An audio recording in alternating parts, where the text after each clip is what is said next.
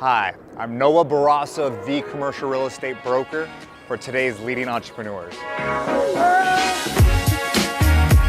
I'm passionate about sharing the stories behind successful companies and finding out what makes them tick.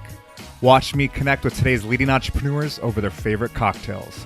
This is the Martini Shot. Lauren Bailey, thank you so much for having us. Excited to be here. Co-founder Upward Projects. You guys have now how many restaurants? 13, lucky number 13. And how many different concepts is that? 5. 5. And what are they? We have Postino, Joyride, Federal Pizza, the Windsor, and Churn Ice Cream. So why are we here at Postino's Arcadia? This is the OG, the flagship, where it all started. Nice. Yeah, where a lot of great people came together, a lot of people still on our team. The original idea, this was a 1950s post office, and where the name came from too, a lot of people don't know that. But the name Postino means postman in Italian, because this was the Arcadia post office in the 50s. Yeah, so, well, you can't come to Postino and not get our famous bruschetta, so we've got these... this is the first time we've had food on the show, so I love it. Well, you have to, because we're in the restaurant world. We have to. You're my first restaurant goer. Nice. I always tell people I'm like a fat person in a skinny person's body. It was like God knew I was going to be in this business, so I could eat everything I wanted. I was like crazy metabolism, because I'll crush this whole thing, no problem. I maybe so how get do you a keep pizza. fit? Are you like an Orange Theory? I think I'm like tense all the time. Like I'm like always like, like ready to go. I don't know. Metabolism, it's that scroll concept. It's always churning. I love it. Yeah, so we, a lot of people know this, but it's kind of our thing and why people come there. So these are all cut in 4s, and you can pick from 12 different toppings we have now and share them with your friends and enjoy the battle royale that occurs with people at the table of who's going to get what and which ones your favorite are. So what are we drinking first here? What do we have, Sander? Sander. Polly's Way Chardonnay. Okay. One of the most successful Chardonnays we've had. Banshee, we're doing this with Banshee. Up in California. Yeah. Brent does a little bit of the blending. Perfect. So Sander and I, commonly known fact, both worked at House of Tricks back in the day, and then he's been with the company in a huge role with us for how many years 15? now? 15 years, right. yeah. Perfect. Thank you so much. Cheers. So as far as background, you are from Texas? I was born in San Indiana? Antonio. You Oh. will hear a y'all here and there. Y'all. And I was raised Southern on sweet tea and kind of backhanded compliments and amongst other things. Gossip. Chicken fried steak? We didn't do that. Grits? Grits for sure. Cowboy boots? Fried okra. That's my mom's fried okra recipe at the Windsor. Is it Cowboy really? boots all the way. Yeah. Oh. There's a ton of her food that like she makes certain things that I'm like I have emotional connection to. Food is just a huge part of the Southern culture. For sure. Drink number 2. What are we? We're doing more wine. What are we trying next? It's a good one. Stage dive. All right. This is a tribute to Craig DeMarco and his concert years. I like you kept it more PG as crazy years. So how did you get into this whole restaurant world? This is a funny story I'll tell you. So I put myself through school waiting tables. My first job ever was at P.F. Chang's, and I made a fake resume for there because I honestly wanted a car, and my dad stopped paying for my school. My mom, was trying to tie shoestrings together and make it happen for me, and so I ended up making a fake resume, get this job at P.F. Chang's, and of course the very first day, this kid knows that I've never worked in a restaurant before. And he busts me on it, and I said, I know, but I really need this job. And he goes, all right, since you told me the truth, and he slams this big, huge binder on the table, and he's like, since you told me the truth, if you memorize everything in this book, the next day, I will not tell everybody what you did. So I go home that night and cram all of this stuff. I mean, it was like this big. And I come back the next day and he asked me all the questions and I passed and he let me keep working there. And then I work at House of Tricks, put myself through school doing that, and then I randomly went to this going away party and I met this guy who worked in Nantucket in the summer and told me he made $30,000 in one summer. So my best friend and I was planning on going to grad school for art in New York, and I said, dude, I don't know where Nantucket is, but we need to go there. She's like, okay. So we pack up my Jetta full of everything we own. We get to Nantucket, we have a ball. And that summer, really, I realized how much I loved the business. It was everything I loved. It was people, wine, food, music, design. And it had this energy that I still love to this day. Like, there's nothing better than a humming restaurant full of people where everybody's doing what's they're supposed to be doing, which is rare. But so I came back one more summer and I saved $30,000. And I... in a summer? In one summer. I worked 6 shifts. The lady I worked for would only let me work 6. I picked up another night, and then I worked in a real estate office answering phones. Oh, so you've had the hustle. The hustle. You always. just... Yeah. I don't even know what a regular work week looks like still. especially the restaurant world. It's insane. But yeah, I love it. Like I think I saw that quote a few weeks ago that says, "Find what you love and let it kill you," and that's, you know. That's what you're doing. Yeah. So I come back with my $30,000 squirrel, and I think in my mind I can probably open 2 restaurants for this. And I come to Postino Arcadia and I meet Craig, and we hit it off. And he has these tables in the restaurant that he's selling, and I said, "Hey, I want to buy those tables."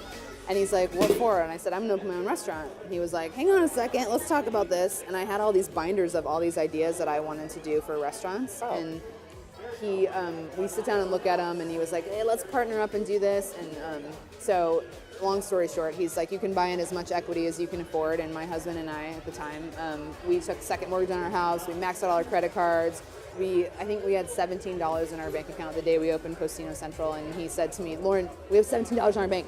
And I was like, "I know, but what's the worst thing that can happen? We're going to lose our house and we'll have to move in with your parents, and that'll suck. But like," I was like, "You're a lawyer. You're a lawyer, and I'm a bartender. Like, we're not going to starve." And I literally still think that. It's like a pinch me moment. I can't believe I get paid for this. I love my job so much. It literally goes back, and I know a lot of people will watch this, whether they're young entrepreneurs or just fans of you, or hopefully 2 of them, my mom and my sister, or 3, my brother and me. Let's hope only more than 2. Well, yeah, let's hope a couple people, but it goes back to, if you do what you love, you'll never work an hour in your life. I feel like that's kind of what you do. Yes, but I also want to be real about this too, because I think people love to paint this picture of passion, and there is so much of that, but it's also, that's why the quote is what the quote is. Like, it's the biggest blessing and it's the biggest curse, because it becomes so hard to turn it off. You know, there's no leaving, and like when I leave you tonight, I'm not going to go home and like not think about the restaurants, and which is great because you love it, but it's also at times can be extremely difficult to manage. I just went through a spurt of like a low.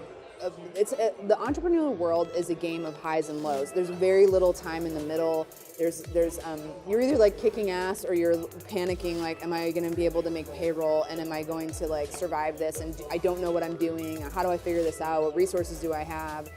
And then 10 minutes later, literally, you're like, I am the biggest genius on the planet. And these things occur, 60 times over the course of a day. It's not like spread out, you know. Talk to me real quick about, because you I think we scrolled from it too. So your other concepts, we had Postino's to start, expanded Postino's, and then you created some other concepts. A, how did you come up with those concepts? And B, like, why the specific concepts? Because they're all very different, but you have a unique, obviously, culture to your spaces and to your restaurant. It was honestly, I always wished we could have this plan where I could tell people the story of our business, that it was so methodical and it was really driven by these cool old buildings that we found. Like I said to you earlier, I'm like, nobody show us a new building. Please don't. We're crackheads. We are addicted to old buildings, and all of these concepts and places were born out of, we have 5 concepts on one block, and people are like, you're cannibalizing yourselves. And we never believed that. We thought that was real. I remember when you guys did that. Yeah, but it never did. All of the restaurants to this day have always been busier from it. And like Federal, I'll give you an example. So this was an old bank, and it had this teller lane drive-through. So Craig and I are like standing in the teller lane, and we're like, dude, it would be so cool if. And pause for a minute. That's like the best ideas we've ever come up with start with that phrase. But we were like, it would be so cool if you could drive through a drive-through and pick up a growler of beer and a really good like wood fire pizza and take it home. And so that was kind of how that idea was born. So as you expand, because you're growing the brands and you're expanding outside the market, how do you make sure you kind of keep what you just said intact with the company culture? Well, first and foremost, the real estate that we find is, and it's painstaking. Like, I'm on a flight usually every week looking at something or chasing something, or and our poor brokers in all of our markets, like, we have the most amazing team of people that they're not just out there trying to do a deal. They're scouting things, we're sending pictures, we're looking at off-market stuff. They will drive around the city, and I'll be like, what about that? And they're like, well, that's a Chase Bank. And I'm like, call Chase and see if they want to lease it to us. It's really cool. So that's so true. I guess I'll try. Yeah. We start, the real estate piece is so critical. Like, we start with that, and then once they speak to you, these buildings speak to you. Oh yeah. So you create some things. I'm not joking. Right now, literally, I have a site in Dallas that's this cool mid-century building, and there's a Bank of America in it, and I have it on my screensaver, and every single day I'm like, one day you're going to be mine. And I know this works because it happened to me at Postino Highland. Literally. Andrew Cohn called me and he's like, Lauren, we just bought this building. I cried. Craig was like, stop freaking crying. He's going to know you really want this. And I'm like, I'm pretty sure he knows. All right, drink number 3. What do we got? Downtown Red. Oh, You know where this is from? Yep. Arizona, Cochise County. Ooh. it is. This is an Arizona wine. We're Well, tell loud people and watching proud. that Arizona does make wine, And it's pretty amazing. good. And they're serious ones. Yeah. I haven't. It used Brent, to be back when we were at House of Tricks, you couldn't No find way. a No. red wine. And it From wasn't Arizona, good. It was tasty. Brent would never put a wine on that. I mean, we love AZ and everything, but he wouldn't put it on if it wasn't great, and it's Right. great. And then we worked on this as a collaboration with this winemaker, and then we actually put part of the skyline at the Westward Ho, the building on the front Yeah. of the bottle. Yeah. Do you have a famous toast or anything you love? I mean, you're in the restaurant world. You have to look people in the eyes, because if you don't, it's really, really disrespectful and bad luck. And you have to take a sip after you drink. Like, that's bad luck. Yeah, I usually get ahead of myself like I did with you, so that's not usually a concern for me, but like, yes. Cheers. Cheers. Mazel, mazel. Mazel, mazel. All right. Okay, Cheers, ready cheers, for cheers. Noah's lightning round question? All right. Okay, So look down. Okay, go. yeah. Why is your best friend your best friend? Because they make me a better person. Don't judge me, and I can be myself around them. PC or Mac? PC. In-N-Out or Shake Shack? I don't know. Okay, Netflix or Hulu? Netflix, only because I don't have the Hulu password anymore, so I don't watch it. Downtown Scottsdale or downtown Phoenix? Oh, shoot. Let's say Scottsdale. Why? Because my grapevine's there? No, because the grapevine's there. Where do you karaoke downtown Phoenix? Is karaoke your thing? Yes, I love it. Pencils or pens? Hey, does anyone use a pencil still? I do. Actually, Carrie, if you watch it, there's a at my office, there's the number 2 freaking pencil that like that, and you break it. And I have waterproof pads inside my bathtub where I write on, and they're pencils. In your bathroom. In my shower. What are you writing They're about? What are you waterproof. writing My about? notes. I'm a thinker in the In morning. the shower. Oh, I have my whole wall is filled with notes. It's and a beautiful thoughts. mind. It's totally a beautiful mind. Like, you know, you can't go to bed after this because you're thinking of your stuff. Do you print things or do you like them on your iPad? I'm so you have not to print. paperless. Yeah. I'm old. I'm messy. Lauren, thank you so much.